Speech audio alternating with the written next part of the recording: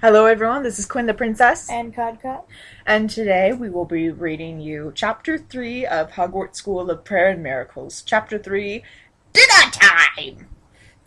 Author's note. Hello, friends. I have struggled a lot about whether or not to keep going with this story, but with a lot of praying, my husband and I have decided that it is the right thing to do. We want our little ones to have good Christian literature to read, and in this modern world, sometimes that can be hard to come by. So I will just have to make do.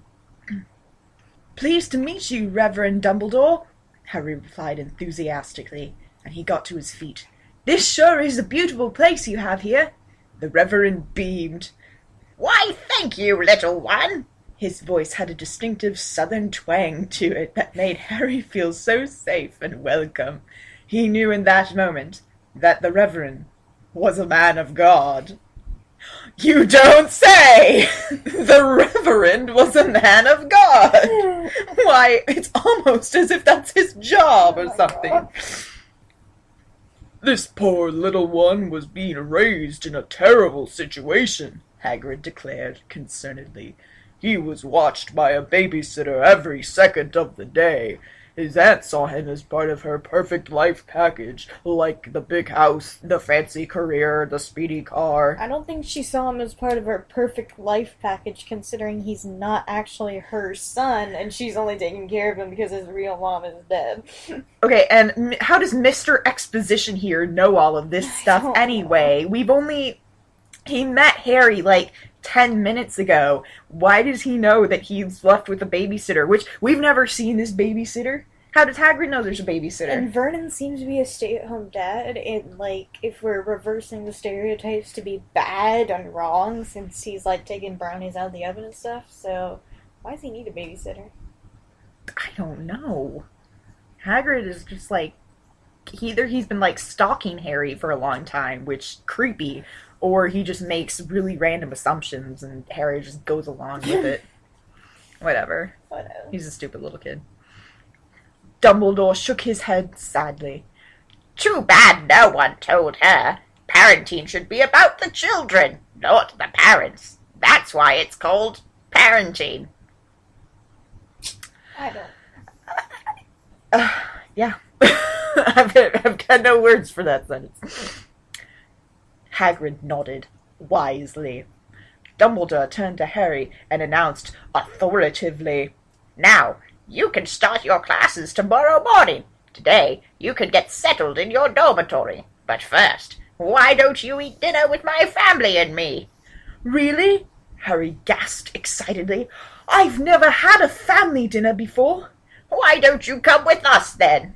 Dumbledore cried kindly, and then got down on his knees. Everyone else did the same, raising his large, massive, manly hands up to the heavens. I'm guessing this takes place before book number 6 then, since one of his hands definitely would have been like a tree branch by now. Well, I mean, Harry is 11, so... Oh yeah, that's true. But even in his sprier days, I doubt Dumbledore ever had massive, manly hands. But I forgot, everyone is a lumberjack in this story or something. All the men. The men are, yeah. The women are dainty, delicate little oven brownie-fetching creatures. Yes. Except for Petunia, the evil career woman. Shame on her. Dumbledore bellowed in a voice even louder than Hagrid's had been. Having a competition. Like, right. You can shout in prayer the loudest. It must be really fun to have at church.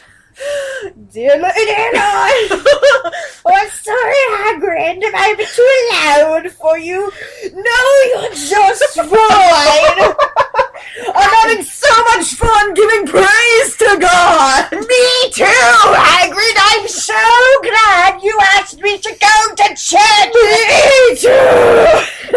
And meanwhile, the priest is like, what is going on? Wait, is it Dumbledore the priest? Oh, I guess he is, so... It's even more awkward. The Reverend's trying to get his sermon, and Hagrid's, trying to out-pray him.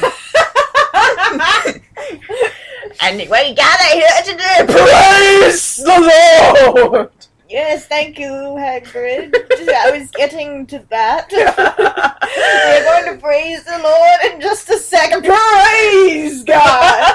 Yes, yeah, Hagrid, we're going to praise God in just a minute. If you would just hold on. Oh. I think we got a little derailed there, but that was pretty much what I pictured. Lord, please take us to the kitchen! Suddenly, they all found themselves in a tasteful, decorated kitchen. Wouldn't it be tastefully decorated? Well, unless everything was made out of food.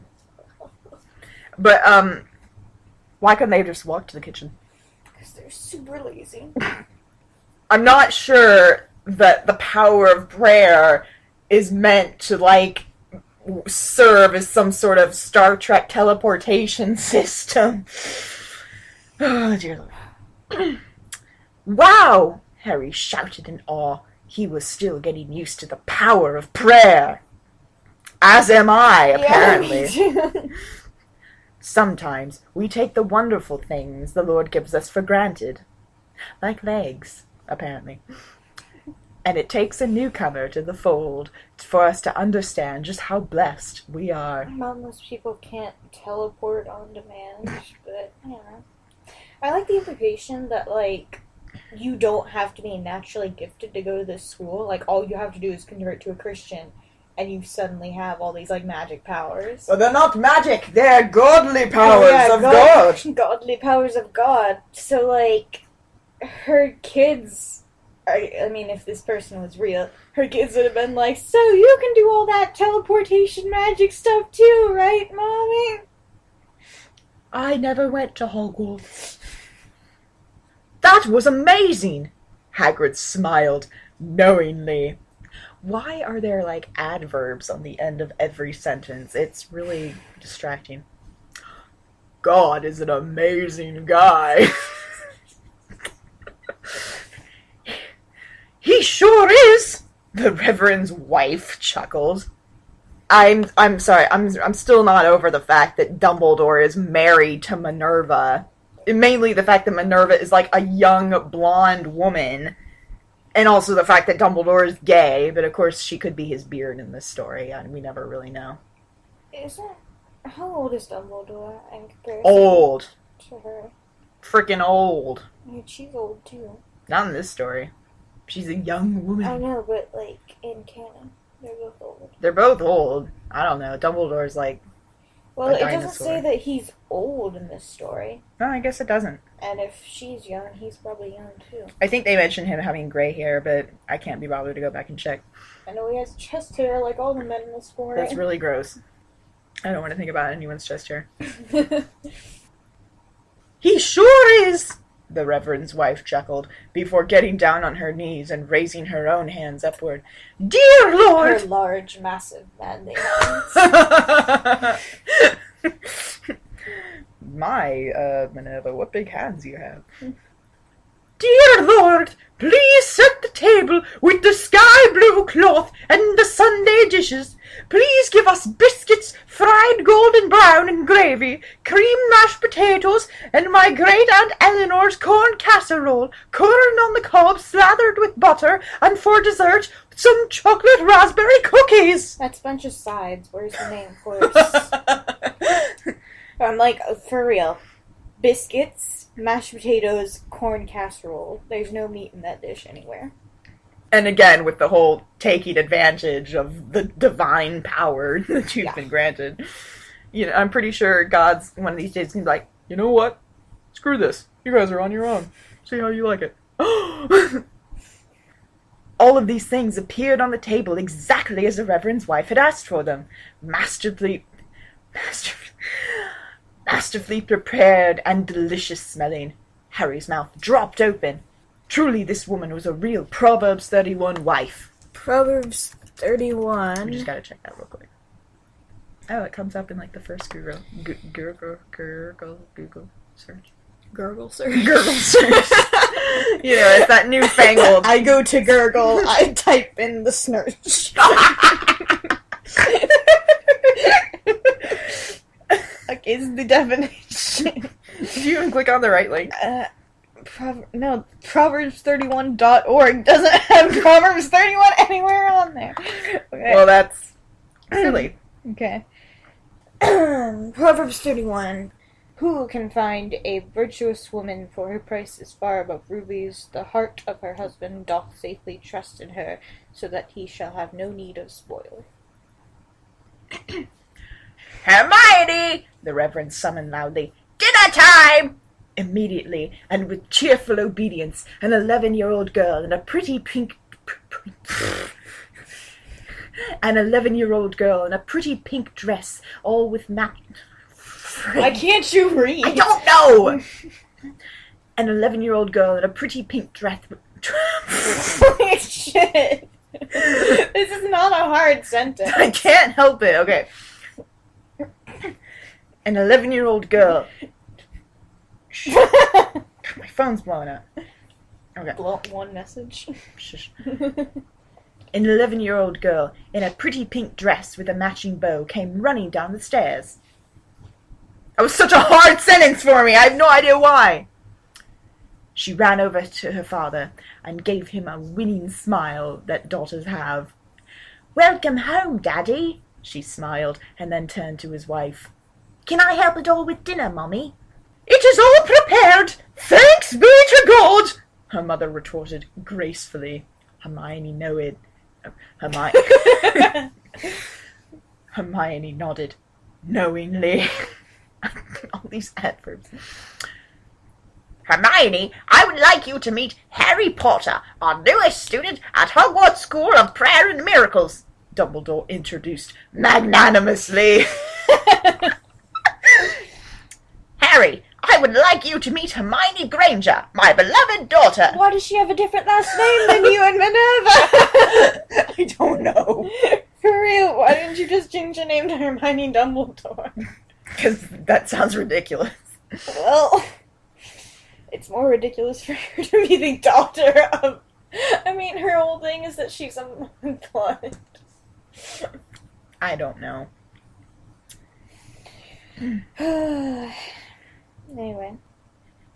Pleased to meet you, Hermione responded sweetly with the sly, not sly. She's not fuck you up. She's not a thirsty 11-year-old. Okay. Pleased to meet you, Hermione replied sweetly with a shy grin. Harry could barely respond.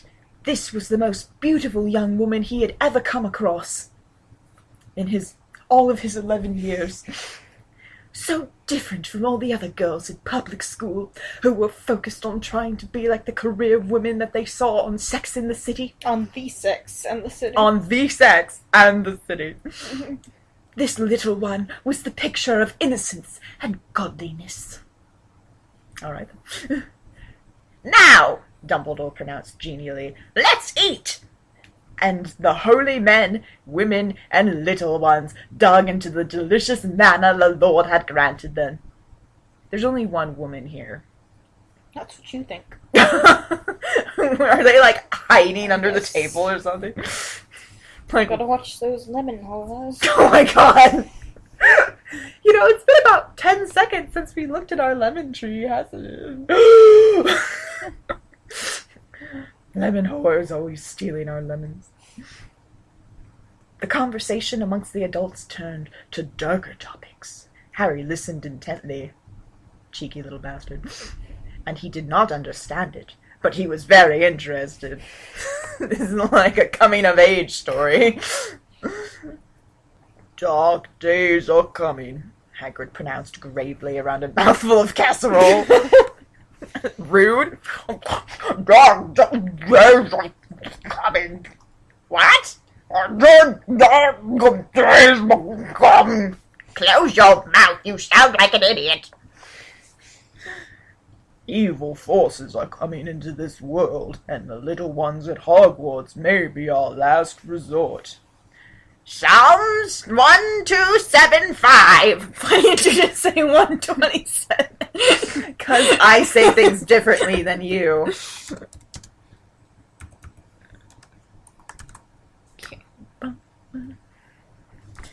Psalm 127:5. Blessed is the man whose quiver is full of them.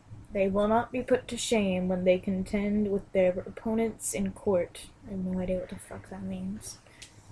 Neither does Dumbledore, apparently. Psalm 127:5, Dumbledore reinforced solemnly. Then the others around the table nodded knowingly.